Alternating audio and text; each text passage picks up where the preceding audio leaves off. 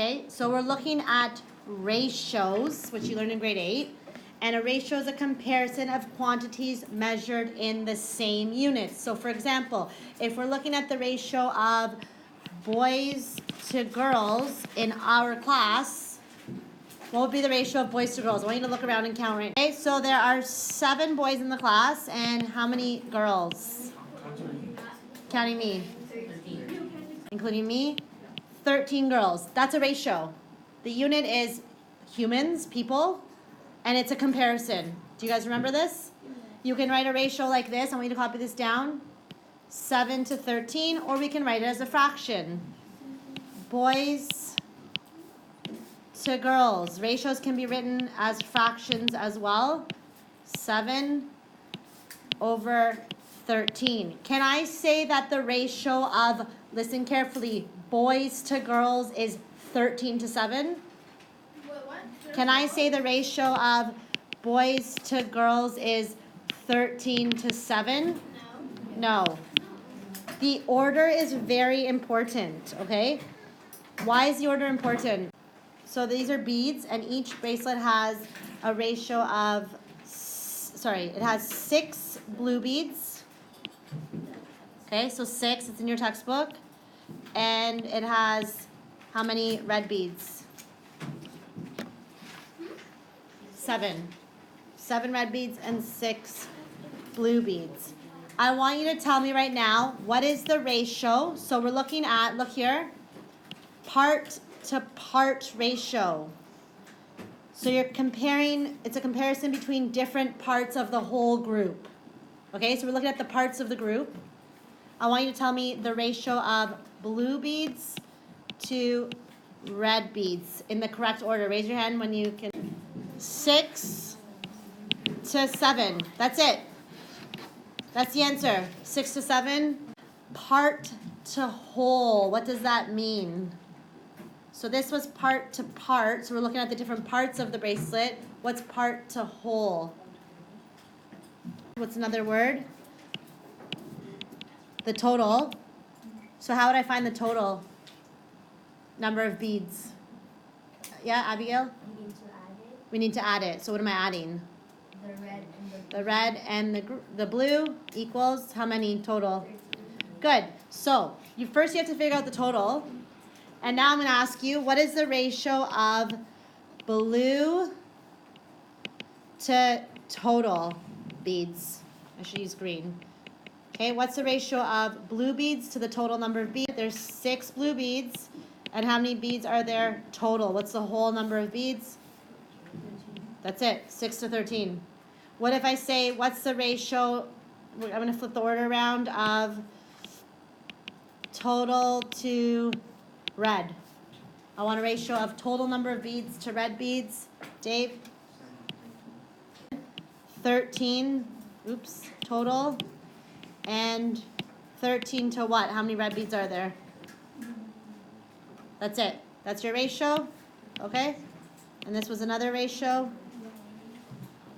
Okay, so we're looking at question 1. It says Nate has 3 erasers and 4 pencils. Shh. Write a part-to-part ratio for number 1A of those items. Good, so you did erasers to pencils. Raise your hand if you did erasers to pencils. And you said 3 to 4. Excellent. Did anyone write the ratio for pencils to erasers? No? What would it be if I reverse the order? Pencils to erasers. 4 to 3. Excellent. Give yourself a check mark if you have either of those. And now we're looking at a part to whole. So you pick one of the parts. You can either pick erasers or you can pick pencils and tell me the ratio. Yeah, well, you're looking at the part to the whole. So what's the total? 7. And pick one of them, erasers or pencils.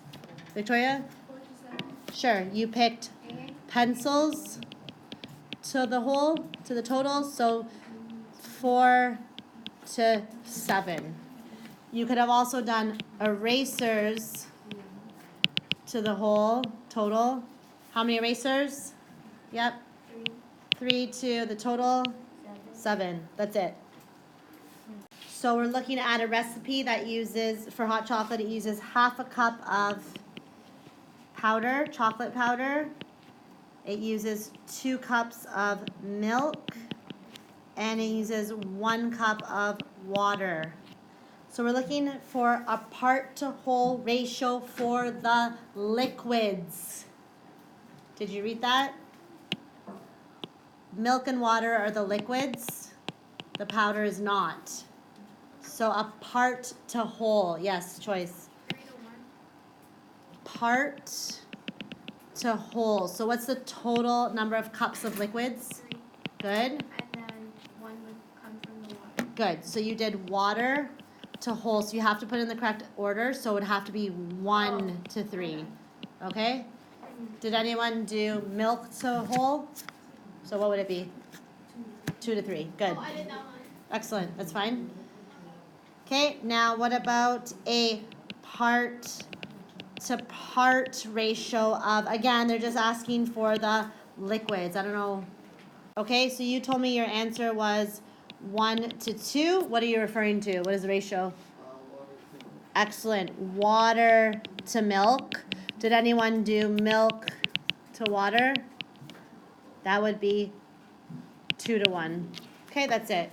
Okay, so in this question, we're looking at somebody who sells vehicles, and she sells 8 cars and 12 trucks. So we're trying to figure out the ratio of cars sold to trucks sold. How many cars did she sell? 8. And how many trucks? Good. Now, we need to put this in lowest terms. So there's 2 ways we can do this. We can write it as a fraction. Remember I told you all ratios can be written as fractions? And we need to reduce this into lowest terms. We did this yesterday.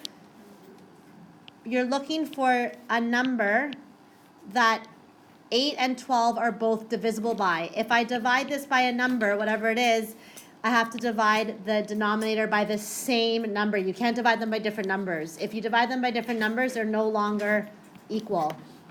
So, what numbers go into 8 and 12 evenly? Okay, let's try 2.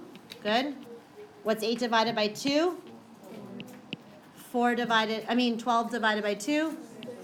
Is that lowest terms? No, they're both even numbers. We can go further. What can I divide 4 and 6 by? Yes, Abigail. I can divide it by 2 again. 4 divided by 2 is 6 divided by 2 is, so this is actually lowest terms right here. Could I have gotten to that quicker? Instead of doing 2 steps, could I have done it in 1 step? Let's try in 1 step. Yeah, you could pick a bigger number. What larger number goes into 8 and 12? Yes. Divided by, good, 4. 4 goes into 8 evenly, and 4 goes into 12 evenly. What's 8 divided by 4? And what's 12 divided by 4? Did I get the same answer? I did it in 2 steps here, and I did it in 1 step here. Both of them are correct. If you're not sure what they're divisible by, just keep dividing until you can't go any further. And that's why, so I need to figure out this ratio in lowest terms. So I can write it like this, or I can turn it into a fraction. Well, whatever I divide 5 by, I have to divide this number by the same thing. Okay, so remember, you can write it like that, or you can turn it into a fraction and do it the way we just did it.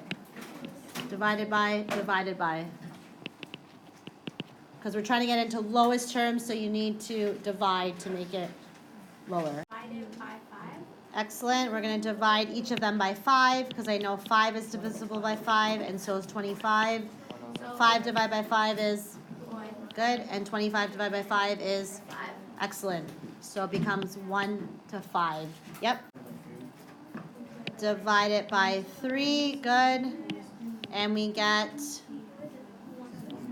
1 to 2. Raise your hand if you got 1 to 2 or 1 over 2. Anyone get C? Otava? Divide both of these by 2. And they're both even numbers. 18 divided by 2 is 9, and 22 divided by 2 is 11. Can I reduce this any further? No. Divide both of these by 3. And we get 7 to 4, or 7 over 4. Next one, what are they divisible by? Excellent. Divide by 2. We get 2 over 9. And F, we divide by, this one's easy. Divide by 5. And we're left with 5 over 3. Let's do the last 3 together. G, H, I, sorry, the last 4, J. I can divide both of these by 7. 28 divided by 7 is? 4. 49 divided by 7 is? That's lowest terms. I can't go further than that. Now for H, you have to figure out what number all 3 of these are divisible by. Anyone figure it out? We'll try. All of these are divisible by 6. How many times does 6 go into 24? 4 times. How many times does 30 go into 6? 5 times. How many times does 18 go into 6? 3 times. Excellent. They're both divisible by 2. Which one? I. Oh, So 20 divided by 2 is 10. And 2 divided by 2 is 1. That is lowest terms. Last one. All of these are divisible by 5. So what's the final answer? What's the ratio? Yep. 2 to 1 to 4. Excellent.